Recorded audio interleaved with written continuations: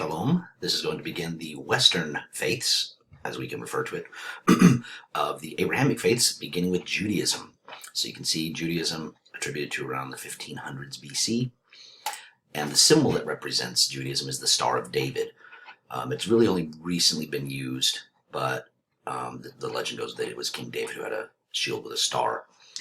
So hence the Star of David. And the story begins with Abraham around the year 1812 BCE-ish, who was promised by Yahweh, a single God, that he would be the father of a great nation, that he was going to be part of, that they were the chosen people, they were God's chosen people. So God made a covenant with Abraham. And so Abraham moved into an area called Canaan. And this is where the story of Judaism, Christianity, and Islam all begin, is with Abraham and the Hebrew people that he gives rise to. So it starts over here in this location of the Fertile Crescent, the modern country. Here's Ur. What modern country is located here? Anybody know? Why don't you look on a map and see if you can figure it out? So the story is that Abraham is communicating with God, and that God promises Abraham that he's going to be the father of a great people and that he's going to be a blessing of many nations. But there's a problem. His wife can't have kids. She's not able to have children. So, and then in fact, it was kind of funny to them. Like God said, "You're going to have a kid," and they were like, I'm 90. Like that's not happening. So the way the story goes, according to Jewish teaching, is, and if you are familiar with the Old Testament, this is recounted in there too. Sarah, his wife, can't have children, so she says, "Hey, look, I have this slave girl named Hagar who you can impregnate, and then that will be your child," like surrogate motherhood, basically. So Abraham does, and she has a son named Ishmael. But the story also goes that Hagar, as soon as she becomes pregnant, is kind of contemptuous of Sarah. She's like, "Look, I could have a baby and you can't," kind of, is the way I kind of hear it in my head. I imagine it. And so Sarah obviously is not happy about that. And so she sends Hagar and Ishmael away. She sends them off with a little food and a little bit of water to leave there. And then Sarah has a child named Isaac. But the challenge was Hagar is in danger in the desert, and she finds a well. And so God promises that Ishmael will be the father of his own great nation, that God hears and will save him. And so this is where the story diverges from Judaism and Christianity and over to Islam. So what we see is this. So it starts with Abraham, and then he has sons, and Isaac is the one that he has with Sarah, and Ishmael is the one that he has with Hagar. And so Ishmael is the beginning of the family tree of Islam, to filter down to get to the Prophet Muhammad. And then from Isaac, it goes through Jacob and the tribes of Israel, which from there, there's the branches that become what we recognize and call, and what we see as Judaism, and what we see becomes Christianity eventually. So it's all part of the same family tree. That's why we call it the Abrahamic faiths, after Abraham, and they're all connected with a common historical lineage. Now, religiously, there's obvious differences, and there's going to be things that people don't agree on. Otherwise, they would all be just like one. It'd be like a straight line of a family tree. So there's that aspect. The story really kicks off with Moses. I mean, it's already well underway. And, the thing is, the Jewish people were unusual at the time because of the belief in one God. Now, remember, there was polytheistic people all around them, multiple gods, belief in multiple gods, and doing rituals and things to honor or beg for those gods and goddesses to intercede and be good to humanity. Well, Abraham was the first one to say there's one God, and his name is Yahweh, or God's name is Yahweh. So then that set them apart, and that was something that is really interesting culturally, because the Jewish people, because they were kind of outcasts, they had to have a tight community. They had to have a strong cultural identity, because they were already kind of set apart by being monotheistic. And since they were a minority, they're going to be they're going to be persecuted, and especially since they're saying your gods are not the God, ours is the God, and so they were mistreated. And so this is where the enslavement comes in, which was put up in here, the enslavement of the Jewish people, the Hebrews, until Moses comes along, who says, Pharaoh, let my people go, and takes them out into the Exodus, the escape from slavery. So there's a brief timeline that you might want to pause and look at, and these are some of the major events that happened historically speaking. So I'm going to move this over here. Torah means teachings or instructions, and the Torah is the holy book, the holy writings. And the thing about it is that no matter where they went, they have this strong cultural identity, and they have a document that says, here's how you should behave, so that no matter where you go, you have that stability, that security of knowing what to do. Like, you might have a land that you don't speak the language, you don't know the customs or the culture, but you have your own culture, you have your own way of doing things because it's written down for you. And there's also the expectations, the mitzvot, which are the various laws. And there was a really interesting book I read by an author called The Year of A.J. Jacobs, I believe his name, The Year of Living Biblically, where he actually took all these laws, and he was an atheist actually, and he read all of the laws of Judaism and lived them. He tried to live according to the laws of the Jewish faith. So, and it's a really interesting book. I'm going to put a link in here because it's pretty cool. So the basic beliefs are it's similar to what we've seen in other ones. Sacred places are, like, primary is Jerusalem and the temple there.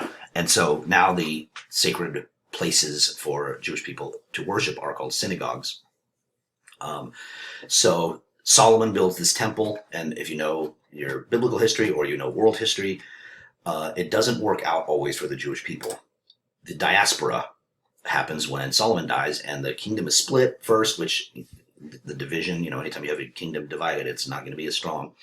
And they start getting conquered, and then other people are moving in and conquering. And then the diaspora, what that means is they got spread out. They got displaced. They got moved around. And you can see this map showing the different places they ended up having to move, either because they got kicked out or because they got conquered and they moved to have their own thing. So the temple was destroyed by the Romans because the Romans weren't having anything. And there's some really cool stories of the Jewish, they're called zealots, people who were trying to rise up against the Roman Empire so that they could be free, the Jewish people could be free, and these zealots. There's some really cool stories, but the Romans weren't having any of it. So they destroyed the temple and basically kicked the Jews out. They were like, you're not allowed to live in this land anymore. And that, ever since then, has been a problem because the Jewish people were removed from where they were. And if you know anything about current events right now, you know that the Middle East is not exactly the most peaceful place, and that Israel, which is where Canaan was, is at odds with their neighbors, and their neighbors are at odds with them. So some of the dietary guidelines, some of the expectations, beliefs, behaviors, things. Kosher it's fit for consumption. So there's certain things that can't be eaten by Jewish people, and you can see like some birds and meat and dairy together. It's like a cheeseburger is not kosher. Shellfish is not kosher. Beef is, lamb is, but it has to be prepared under the supervision of a rabbi. And then the text, I mentioned the Torah already. And then the Talmud is where a lot of the teachings, the laws that the rabbis were figuring out and discussing gets written down in the Talmud. So these are the texts which Jewish people use as a basis for their well, and it's not really law, not like law, like you're going to prison type law, but this is the way you should behave, and this is the basis for the behavior. There's the mezuzah, which I'm going to put this link there, and the tefillin, which both of these links, these are some, and they're not common. Again, this is for the practice of Judaism. Synagogue is where people go, and so we're not going to see like the home shrines like we see in Buddhism or Hinduism. We will see things that people do at home or individually in their prayer time, and that's where the mezuzah and the tefillin come in. And then some important holidays. The big one, the most holy day of the Jewish calendar is Yom Kippur, which is the Day of Atonement, where people try to make amends and try to make things right with the people around them and try to atone for their sins, for the wrong behavior, for the conduct that they've had. and it's a really big event.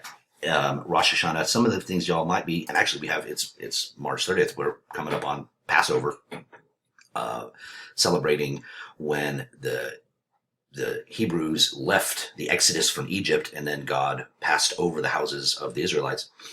And this was, if you remember any of the stories, the plagues that affected Egypt because, or the different the problems that the Egyptians were having, the Pharaoh was having because he was keeping the Israelites enslaved. And that's a really fun one. That's something that I've participated in some. Like, that's a really fun, festive family kind of thing. It's really nice, but it's also has a very serious components, and it's calling to mind the various ways that our families matter, like your family matters, and anyway, it's pretty cool. I'm going to put this video up so you can see a little bit more about it. Hanukkah is made a lot bigger deal, I think, in the West nowadays more, but it is a bigger deal. But it's the Festival of Lights, and it's Hanukkah goes back to the story of when there was only so much oil to keep the lamps burning, like for a day, but the lamps burn for 8 days.